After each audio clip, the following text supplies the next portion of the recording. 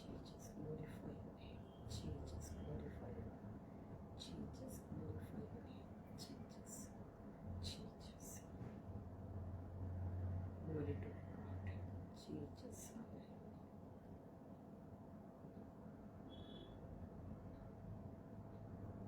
Jesus, Daddy. Jesus, glory to God.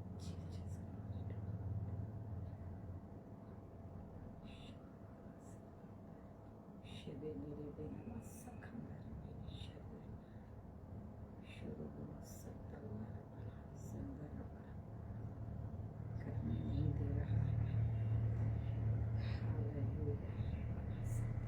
वो अपने life ministry पे उसमें चले जा, लाइफ मिनिस्ट्री के उसी में डाल दे। नहीं बन रहा है, जाने नहीं दे रहा है, वहाँ से ले लो, लाइफ मिनिस्ट्री से डाल दो, लाइफ मिनिस्ट्री में डाल दिया। Jesus glorify name.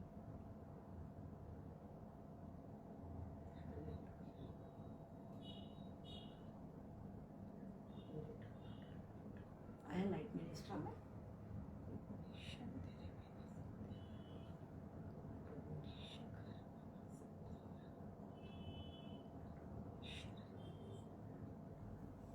Jesus glorify me. Jesus glorify me. Jesus glorify me. Jesus glorify me. Jesus glorify me. Jesus glorify me. Glorify me. Jesus, Jesus, Jesus. Jesus, Jesus. Glorify me. In the name of Jesus. Glorify your name. Praise the Lord, hallelujah. सारी महिमा हमारे परमेश्वर को मिले जो अनादिकाल से अनंत काल तक हमारा जिंदा परमेश्वर है।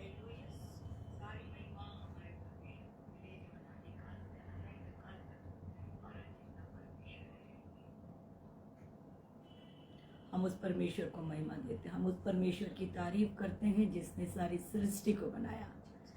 इस वक्त हम एक रिसेप्शन के लिए तैयार है। हमारी कलीसिया में एक मैरिज है जिसका भी रिसेप्शन है। परंतु मैं खुदा का धन्यवाद देती हूँ जिस वचन को परमेश्वर ने दिया है, उस वचन को देने के लिए पवित्र आत्मा अगुवाई कर रहा था। इस कारण मैंने पास्टर जी से बातचीत की कि आज उससे पहले कि हम रिसेप्शन में जाए इस कीमती वचन को पवित्र आत्मा के द्वारा सुनेंगे, तो सबसे पहले मैं अपने खुदा का जो जमीन और आसमान का बनाने वाला है उस परमेश्वर का तहे दिल से धन्यवाद देती हूँ, क्योंकि उन्हीं की मदद, उन्हीं की दया, उन्हीं के अनुग्रह, उन्हीं के प्रेम के द्वारा आज हम आत्मा और शरीर में जीवित हैं। और अगर ये भाव आ रहा है परमेश्वर के कार्य का, तो ये मनुष्य की युक्ति नहीं, इंसान को एंजॉय चाहिए। आज जबकि ये सुंदर समय है, हम एंजॉय कर सकते हैं, परंतु सबसे बड़ा आनंद यीशु मसीह, सबसे बड़ी खुशी यीशु मसीह। तो उस महान जीवित खुदा की दया से ये समय मुझे मिला है, मैं अपने प्रभु को धन्यवाद देती हूँ।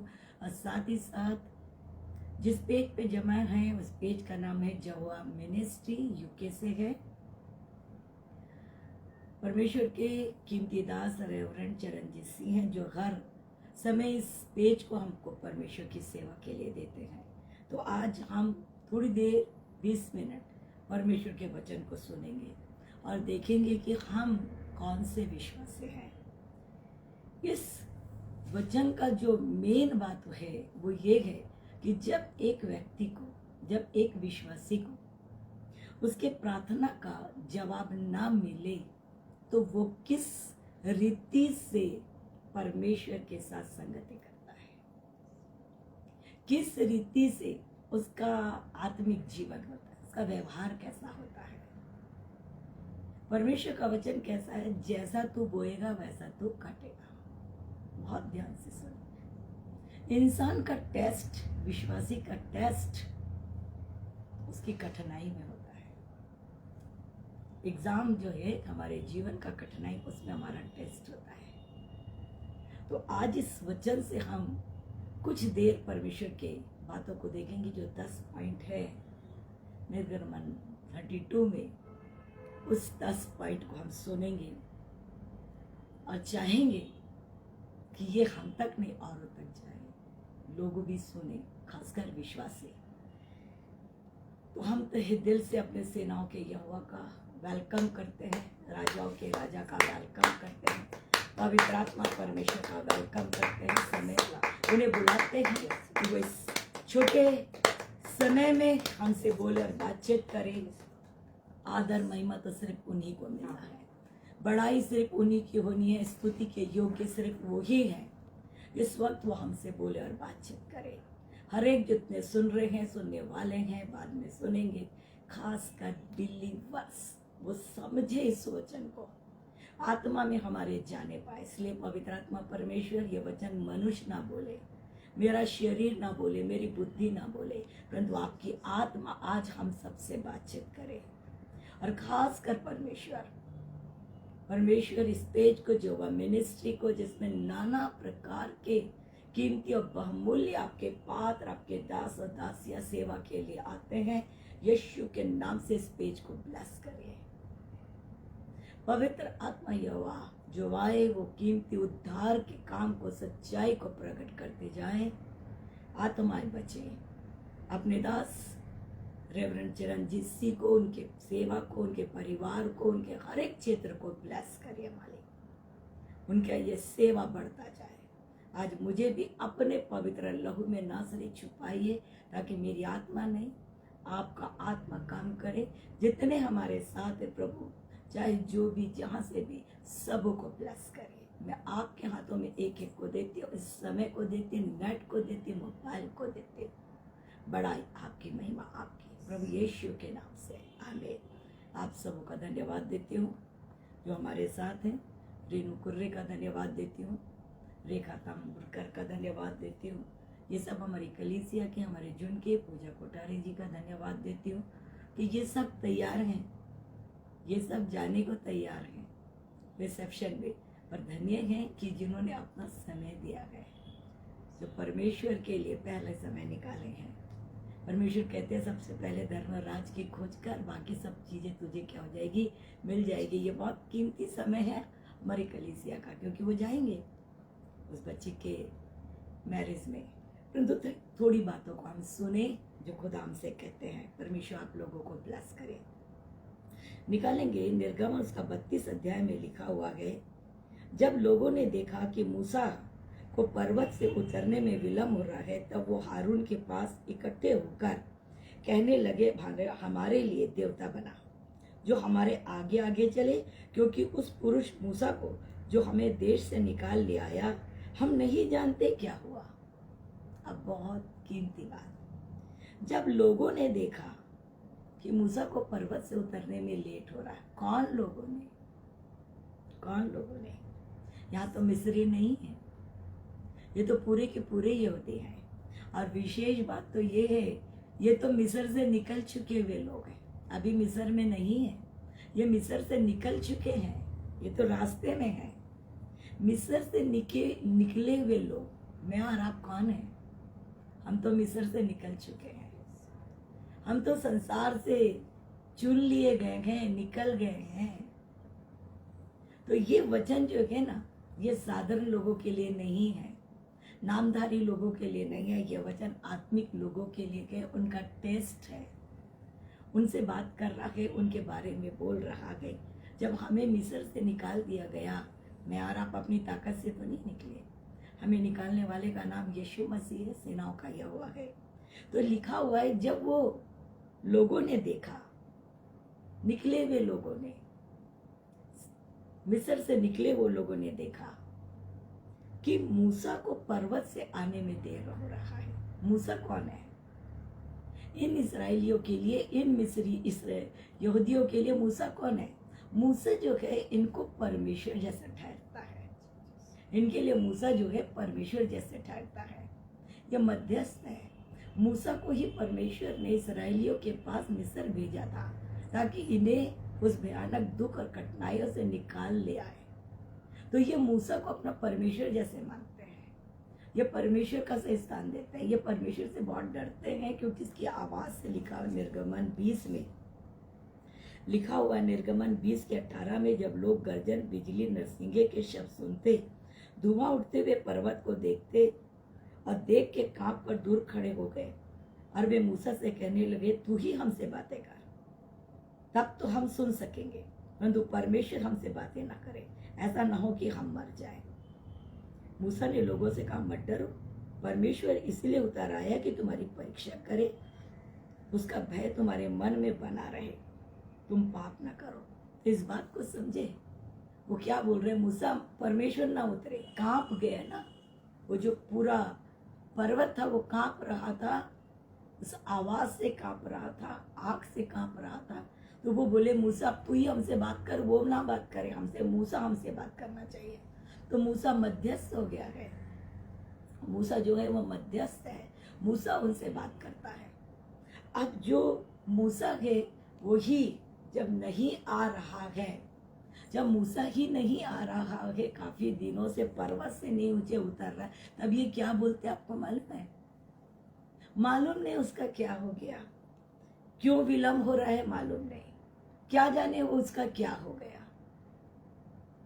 बस यही बात है, मूसा क्या कर रहा है, पर्वत पर क्या कर रहा है।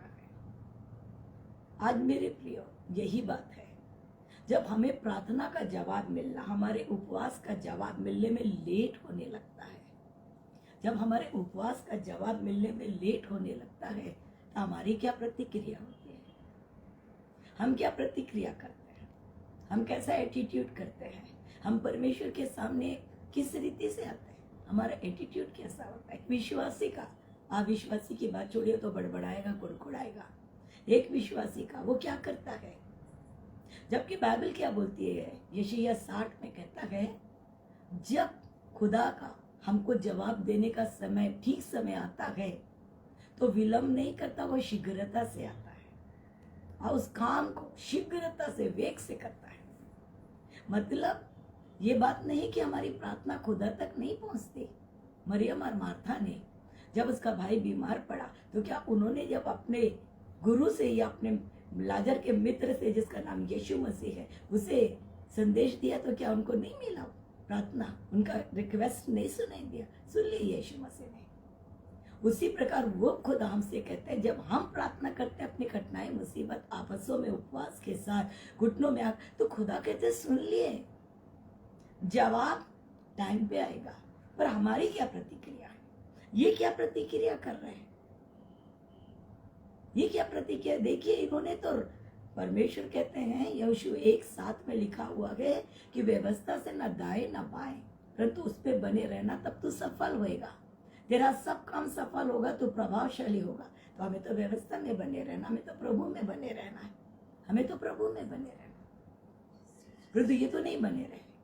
आज मेरा और आपका क्या है, हमारा क्या है एटीट्यूड। परमेश्वर का वचन कहता है, क्यों देर हो रहा है। मूसा यूं ही नहीं था वहां पे, क्यों देर हो रहा है लिखा हुआ 15 उसी के 32 के 15 में, मूसा मुड़कर साक्षी की दोनों तख्तियों को हाथ में लिए हुए पहाड़ से उतर गया। उन तख्तियों के इधर और उधर दोनों ओर लिखा हुआ था, और ये तख्तियां परमेश्वर की बनाई हुई थी, और उन पर जो खोद कर लिखा हुआ था वह परमेश्वर का लिखा हुआ था। परमेश्वर खुद मूसा को वो तख्तियां खोद कर निकाल कर अपने हाथ से लिख कर गाड़ कर, हम उन यहूदियों की उन्नति के लिए, उनकी आशीष के लिए वो कीमती वचन दे रहा था। देर इसीलिए थी, उस ऊंचाई में था वो। आज आपको मालूम है, हमारी प्रार्थना में देर हो रहा है तो हमारी प्रार्थना ऊंचाई में गई है, और एक ऊंचे जवाब को लेकर आने वाली, ऊंचे जवाब को लेकर आने वाली है।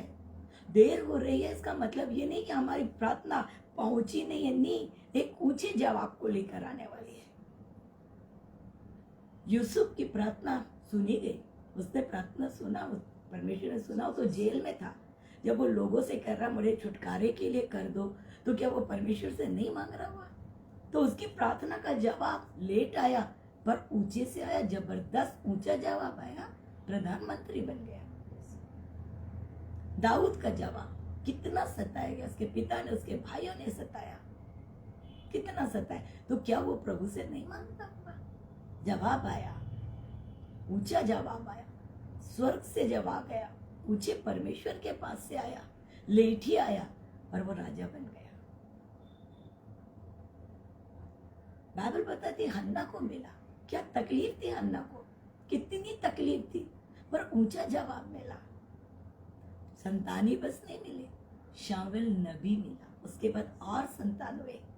ये बात हम बिलीवर्स को प्राण के अंदर चला जाए, प्राण के अंदर हमारे चले जाए। बिलीवर्स, हम जीवते खुदा के बच्चे हैं, हम साधारण नहीं हैं और हमारा परमेश्वर साधारण नहीं है। अगर हमारी प्रार्थना में देर हो रही है तो ऊंचा जवाब आने वाला है, ऊंचा जवाब आना, सॉलिड जवाब आने वाला है। हमें इंतजार करना ही करना है।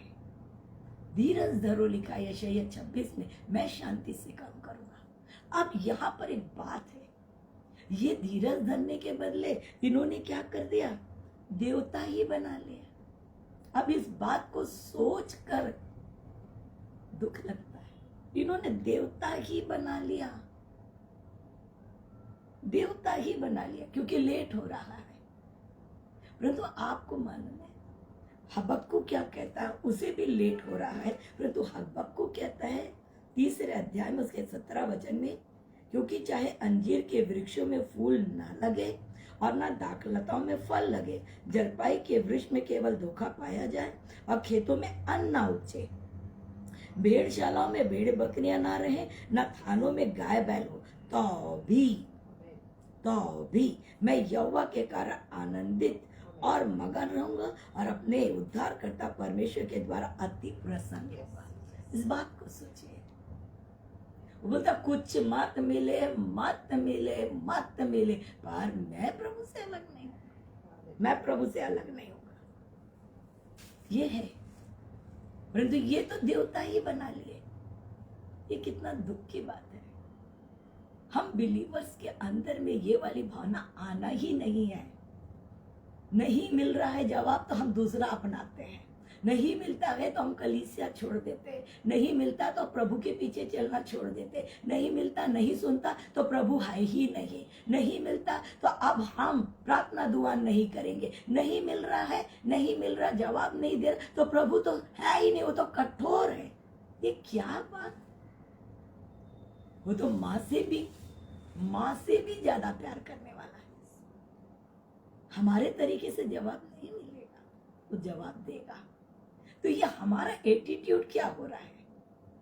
परंतु यहाँ हबक्कुक बोलता है जो मिलना है मिले, नहीं मिलना नहीं मिले। पौलुस कहता है, शद्रक मेशक कहते हैं हमारा परमेश्वर बचा सकता, और ना बचाए तो ना बचाए आग की भट्टी से। ये बात है। आज मेरे और आपका टेस्ट है। समस्या तो सबके ऊपर आती है, समस्या सब बिलीवर्स के ऊपर आती है। तुम भक्ति के साथ अगर जियोगे तो सताए जाओगे, तो समस्या सबके ऊपर आती है। इस समस्या में हमारा क्या एटीट्यूड है, हमारा क्या एटीट्यूड है। हम बड़बड़ा रहे हैं कि इंतजार कर रहे हैं, ये हम हमारा खुदा जानता है। अब यहाँ पर एक और बात, ये तो बना लिए, ये देवता का बात, देवता कहाँ से आ गया? ये तो मिस्र से निकल गया, देवता तो है नहीं भाई। ये तो निकल गए मिस्र से, देवता कहाँ से आ गया? देवता तो वहां रहता था, वो तो मिस्रियों का देवता, ये देवता कहाँ से आ गया? ये मेरे मन में आया, देवता कहाँ से आ गया? हम देवता बना लेते हैं। मिस्र से निकल गए भाई, परमेश्वर ने मिस्र से निकाल दिया, पर मिस्र इनके अंदर से नहीं निकला। मिस्र से खुदा ने शारीरिक रीति से तो निकाल दिया, उस गुलामी से निकाल, पर ये मिस्र से नहीं निकला। मिस्र की बात है, इसीलिए तो रोमी 12 में लिखा तुम्हारी आत्मा के नए हो जाने से तुम्हारा चाल चलन बदलना चाहिए। अगर हमारा चाल चलन नहीं बदला, हमारा स्वभाव नहीं बदला, तो उत्पत्ति 4 में लिखा है कि द्वार पर वो खड़ा हुआ है, द्वार पे खड़ा हुआ है शैतान, इस रीति से खड़ा हुआ है कि मौका मिले और तुम पर कब्जा कर ले। इसीलिए पूरी रीति से हटना चाहिए, तुम्हारा चाल चलन बदलना चाहिए। लिखा है आत्मा के बदलने से तुम्हारा चाल चलन बदलना चाहिए। तो इनके चाल चलन में तो होगा वही बातें, इस कारण ये परेशानी। तो आज ये मेरे लिए, हम सब के लिए, कि हमारे चाल चलन में है परिवर्तन आया, हमारे अंदर में है। अब इस बात को बहुत अच्छे से समझे, इस बात को देखें। वो उनके अंदर में था। मिस्र से निकल गए, मिस्र में वो बात देखते थे कि उन लोग कैसा ये देवता बनाते, बोले अब यही देवता बना दो। यहाँ लिखा हुआ है कि उन्होंने क्या किया, उन्होंने कहा नहीं, हम नहीं जानते क्या हो रहा। हारून ने उनसे कहा, तुम्हारी स्त्रियों और बेटे बेटियों के कानों में सोने की जो बालियां हैं उन्हें उतारो और मेरे पास लाओ। तब हारून ने उसे ढाल कर एक बछड़ा बना दिया। ये बात बहुत दुखदाई, ये बात बहुत दुखदाई, ये बात हृदय को रुला दे। चलो बिलीवर से गलती हो गई, पर याजक से भी होना चाहिए क्या? ये बात रुला दे। बिलीवर्स बच्चे हैं, मान लीजिए उनसे गलती हो गई तो याजक भी वही काम करेगा। याजक से ये होना चाहिए क्या?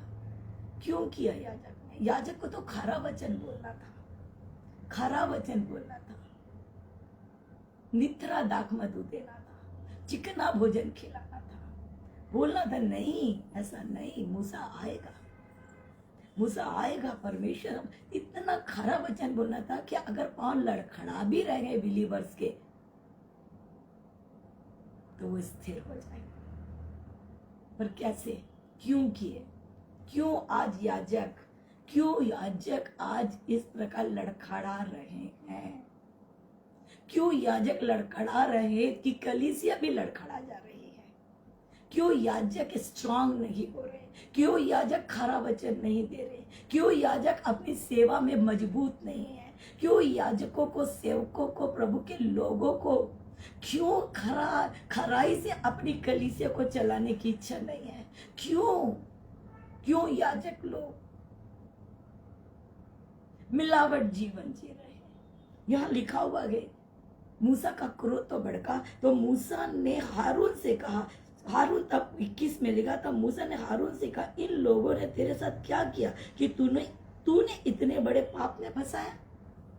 मूसा ने बोला, तूने क्यों फंसाया? लिखा लिया जाएगा। क्यों कर रहे हो ऐसा काम?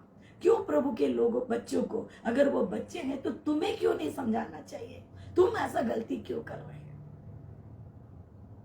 तो क्यों किया हारून ने? हारून बता रहा, हारून ने उत्तर दिया, मेरे प्रभु का क्रोध ना भड़के, तू तो इन लोगों को जानता है कि इनकी बुराई में मन लगाए हुए है। हारून बता दिया, इनकी बुराई तो तू जानता है ना, अगर मैं नहीं करता तो मुझे मार डालते, ये नहीं करता तो मुझे मार डालते, तो मैं क्या करता? वहां पर अगर आप देखोगे पहला शामुएल 15 अध्याय में, तो परमेश्वर ने शाऊल से कहा था, अमालेकियों को पूरे को मार देना, पूरी सब जितनी भी है सब जला देना। पर उसने क्या किया? अच्छी अच्छी भेड़ बकरियां जो थी ना सब रख लिया।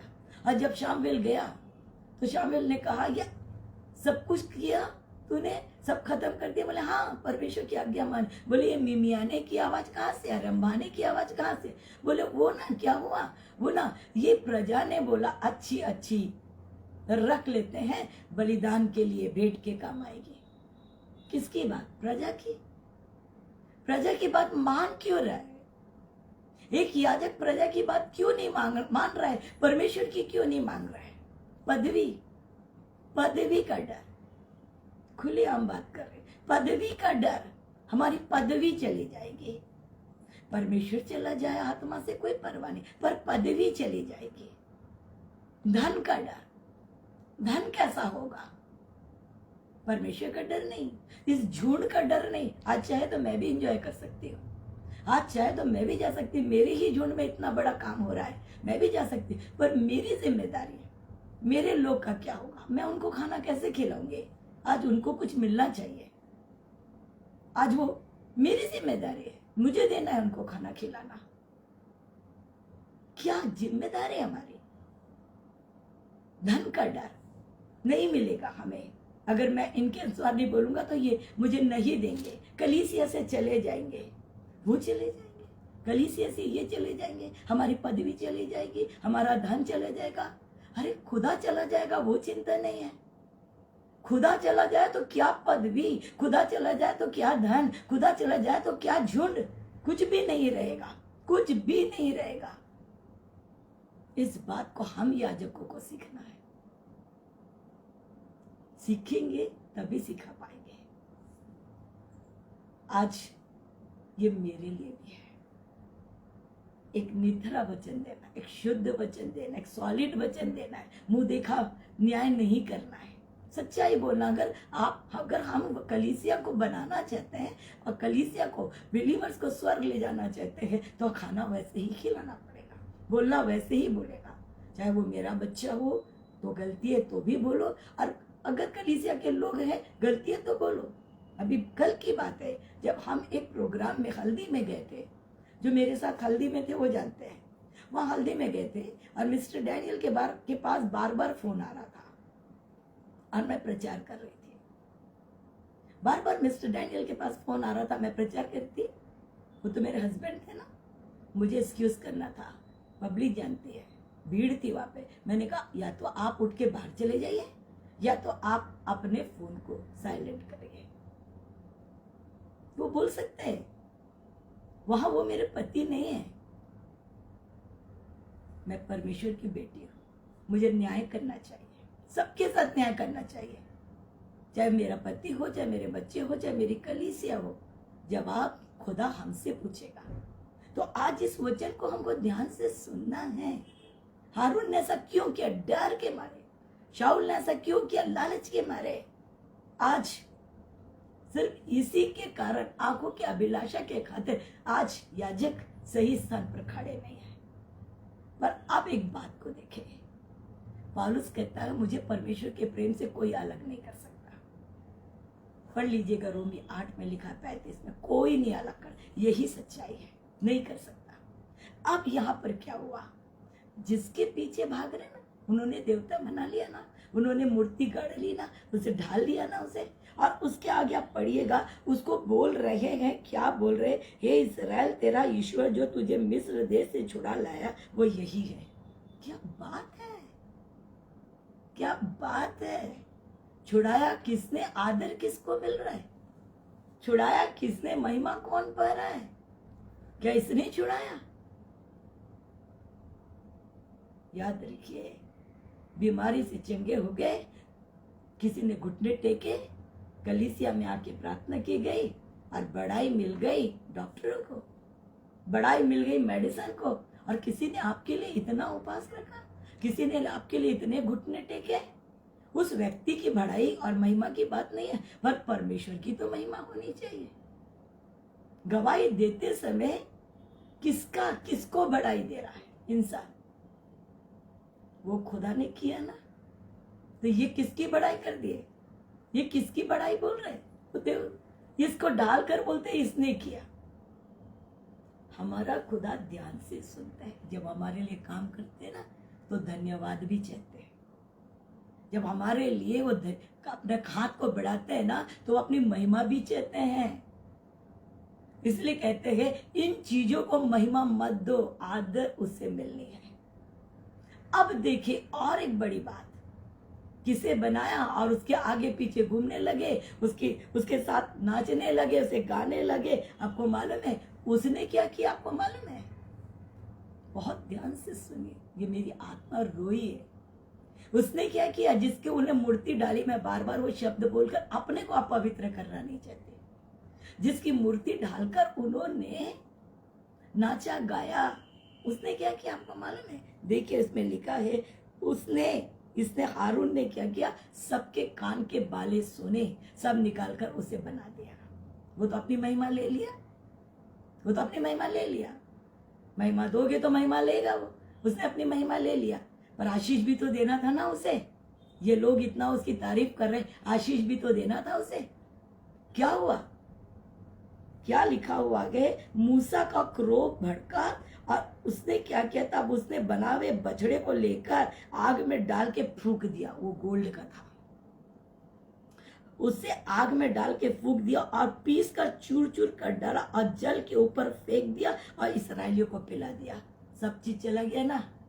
कितना, एक इतने से का तो बना नहीं था, इतने का सोने का तो बना नहीं था, कितनों के कान की बालियां, गले का सारा चीज डाल के उसे बनाया गया। उसे मूसा ने चिकना चूर कर दिया, पानी में बहा दिया, बर्बाद हो गया ना।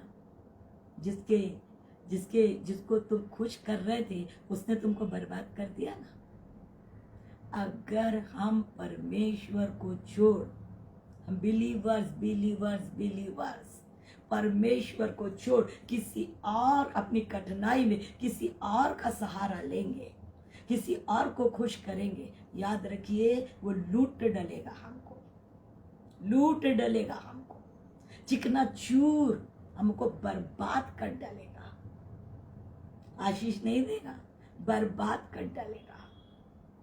परंतु वही खुदा ने जब इस्राएलियों को मिस्र से निकाला था, पढ़कर देखिए, उन्हें माला माल कर दिया था। हमारा परमेश्वर हमें उमड़ने वाली आशीष देता है। हम नहीं समझते, इंतजार नहीं करते कठिनाइयों में, थोड़ा रुक नहीं सकते जवाब के लिए। अब बाइबल बताते हैं वो तो बर्बाद, पूरे सोने बर्बाद, सब खत्म। इतनी बड़ी आशीष उनके हाथ में आ रही थी, वो तख्ती खुदा ने उनको दिया था।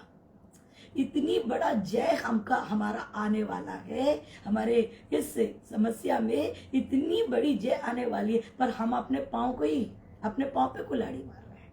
क्या कर दिया मूसा ने, उस तख्ती को क्या कर दिया, क्रोध के मारे क्या कर दिया, उसका पर्वत के नीचे फेंक दिया, चुकना चूर। गई ना आशीष, गई ना आशीष। क्रोध के मारे, उनके उस कार्य को देखकर क्रोध के मारे आशीष चकनाचूर। कोई दुष्ट वो आनंद मना रहा है। हमको जल्दबाजी, अभी चाहिए, अभी चाहिए, अभी कर दो, अभी होना चाहिए, तू नहीं कर सकता, तेरे में ताकत नहीं है। क्या बोलते हैं हम बिलीवर्स। मैंने तो एक बिलीवर के मुंह से ये भी सुन लिया, ऐसी बातें भी सुन ली, हाँ उन लोग तो ठीक ही करते हैं, उनका परमेश्वर तो ऐसा ही। मतलब क्या बोल रहे हो, थोड़ा सोचो तो। जिस खुदा ने तुम्हें उद्धार दिया उसके सामने प्रभु कहता मुझे छोड़ किसी और को दंडवत, और तुम किसकी बड़ाई कर रहे हो उसके सामने। हाँ वो तो मेरा तो मैंने किसी उसकी सुन के तो मेरे अंदर ऐसा हुआ। ऐसा भी बिलीवर्स बोलते हैं। हमारा शब्द को ध्यान से सुनता परमेश्वर। अब यहाँ पर देखिए, बाइबल बताती है वो आशीष चली गई, उनका गोल्ड चला गया, उनका धन चला गया। अब परमेश्वर का क्रोध भड़का, लिखा हुआ ना, तब यहोवा ने मूसा से कहा नीचे उतर, लिखा हुआ है, अतः मुझे मत रोक, मेरा क्रोध को भड़क गया। परमेश्वर का क्रोध भड़क गया। हम पे एक तो हम जो प्रार्थना कर रहे हैं, उपवास रखे हैं, इंतजार नहीं करे, उससे जवाब आ रहा था, हमने जल्दबाजी की, दूसरी रीति से चले गए, वहां जाके करवा के आ गए, वहां जाके करवा के आ गए, वहां पे पानी चढ़ा दिया, वहां पे फलाना कर दिया। लिखा हुआ परमेश्वर का कोप भड़का। जब परमेश्वर का क्रोध भड़क गया तो जय कौन देगा। जब परमेश्वर का क्रोध भड़क गया तो जय कौन देगा। उसको तो हम उससे तो आशीष लेने आ रहे थे, अब तो क्रोध करवा दिया हमने उसका। क्रोध भड़का, तब यहोवा ने मूसा से कहा नीचे उतर, क्योंकि तेरी प्रजा के लोग जिसे तू मिस्र देश से निकल आया बिगड़ गए। तेरी प्रजा, अब तक कहता था मेरी प्रजा, प्रभु अब तक कहता था मेरी प्रजा, अब तक कहता था मैं निकाल के ले आया, आप कैसे बोल रहा तेरी प्रजा। निकाल दिया मन से, मतलब ये गलती करने के खातिर मन से निकल गए ना हम। जब हम खुदा के मन से निकल जाएंगे फिर तो आशीष की बात ही मत सोचिए। तो ये गलती क्या हुई, किस गलती के खातिर हुआ है मालूम है, किस गलती के खातिर पता नहीं, जवाब नहीं आ रहा है, मालूम नहीं उसका क्या हो गया। अब हम लोग दूसरा उपाय करते हैं, अब दूसरे परमेश्वर के पास जाते हैं, अपने परमेश्वर के ऊपर विश्वास न करने के खातिर परमेश्वर का क्रोध भड़का। बाइबल बताती है, पढ़कर देखिए, उस दिन 3000 लोग मर गए। एक तो आशीष चली गई, परमेश्वर के मन से निकल गए, 3000 लोग मर गए। उसने कहा इस्राएल का परमेश्वर यहोवा कहता है, अपनी जांघ पर तलवार लटकाकर छावनी के एक निकास से दूसरे निकास तक घूम घूम कर अपने भाइयों, सखियों, पड़ोसियों को घात करो। मूसा के वचन के अनुसार लेवियों ने किया। उस दिन 3,000 के लगभग लोग मारे गए। 3,000 लोग। जवाब मिला? मिलने के बदले मौत आ गई, मिलने के बदले मौत आ गई। इस बात को समझिए। और खुदा ने कहा इस पाप का दंड मैं दूंगा, इस पाप का दंड दूंगा। लिखो, लिखा हुआ है 34 में, देख मेरा दूत तेरे आगे आगे चलेगा, परंतु जिस दिन मैं दंड देने लगूंगा उस दिन इस पाप का भी दंड दूंगा। क्षमा नहीं करूंगा क्योंकि तुमने मुझ पर अविश्वास किया और अविश्वास करके किसी और की आराधना की। आज इस वचन को बहुत ध्यान से समझिए। हम बिलीवर्स के लिए है, हमारा जीवित खुदा ने हमें जीवन दिया है, उद्धार दिया है। और जब वो उद्धार देने की ताकत रखता है तो हमें अनंत जीवन देने की ताकत रखता है। तो इस पृथ्वी में सारी चीजें हमें दे सकता है, सारी चीजें दे सकता है। हमें इंतजार करना है, हमें बावला नहीं होना है, हमें जल्दबाजी नहीं करना है। अगर प्रार्थना नहीं, जवाब नहीं आ रहा, इंतजार करना है, थोड़ा इंतजार करना। देखो तो भला करने क्या जा रहा खुदा। अपना डिसीजन नहीं बदलना है, अपना ट्रैक नहीं बदलना है। हमें परमेश्वर पे विश्वास करके रुकना है। और याजकों से भी है, गलत शिक्षा ना दे, अपने बिलीवर्स को गहरा प्यार करें, उनके लिए उनकी आत्मा को स्वर्ग ले जाने की कोशिश करें। अगर वो लड़खड़ा रहे हैं तो उत्तम भोजन खिलाएं, डांटें, समझाएं। आपके बच्चे हैं, वो सही मार्गदर्शन दे, उनके अनुसार कार्य न करे। अगर वो कठिनाई में कुछ ऐसी वैसी बातों को बोल रहे हैं तो उसके अनुसार हमें नहीं करना है, हमें उनको सिखाना है। एक माँ बाप अपने बच्चों को सिखाता है, उसी प्रकार हमें भी इनको सिखाना है कि सत्य क्या है, किस प्रकार से इनको चलाना है। परमेश्वर हमारा न्याय करेगा। हमें डरना नहीं है, हमें लालच नहीं करना है, हमें प्रेम करना अपनी कलीसियाओं से। हम परमेश्वर के सेवक हैं, हमें अपने बच्चों को खिलाना है। इस वचन के द्वारा हम सतर्क हों, हम दाएं बाएं नहीं, परंतु परमेश्वर पर हमारा जवाब डेफिनेटली आएगा। टाइम लग सकता है, हन्ना का जवाब आया, हमारा भी आएगा, हर का जवाब आएगा। इसलिए प्रभु पे बने रहे। मास्टर ने आपके पवित्र नाम से इस वक्त खुदा, सामर्थ्य खुदा, इस वचन के लिए धन्यवाद देते जिससे आपने बोला। परमेश्वर हम जानते हैं क्योंकि आप ये चाहते हैं कि हम तेरे झरने के करीब रहें। आप चाहते हैं कि हम खुदान पाप तेरे उस सुखदाई झरने पर बने रहे। आप चाहते हैं कि हमारे दाग और धब्बे दूर होने पाए। आप चाहते हैं प्रभु तेरे बच्चे स्ट्रांग होने पाए। आप चाहते हैं परमेश्वर आपके बच्चों को हिम्मत मिले। आप चाहते हैं परमेश्वर कि वो अपने प्रतिफल का इंतजार करें। आप चाहते हैं परमेश्वर कि जो आप उन्हें देना चाह रहे हैं वो उन तक जाने पाए। आप चाहते हैं परमेश्वर कि आपके बच्चे खुदान बाप लड़खड़ाए नहीं परंतु स्ट्रांग बिलीवर बने। आप चाहते हैं परमेश्वर खुदान की वो शैतान की चाल को समझ जाए। आप चाहते परमेश्वर कि आप अपने बच्चों को ऊंची आशीष दे। आप चाहते परमेश्वर कि आपके बच्चों के द्वारा आपकी महिमा होने पाए। आप चाहते परमेश्वर उनकी कठिनाइयों में कोई ना कोई उनको साथ दे, उन्हें सही गाइडेंस दे। ओ मेरे मास्टर, आज इस वचन को यीशु के नाम से जिस पवित्र आत्मा ने बोला हम उसकी तारीफ करते हैं और एक एक के लिए जितने सुने हैं, सुनने वाले सब के लिए कहते धीरज धरे, परमेश्वर पर विश्वास करे।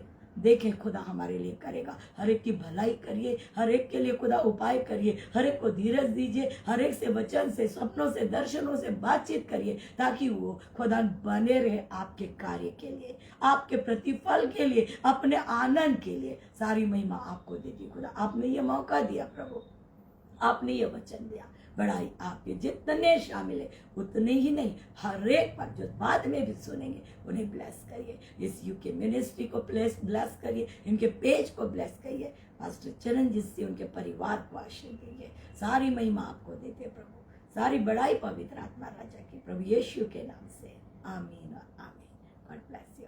फिर मिलते हैं।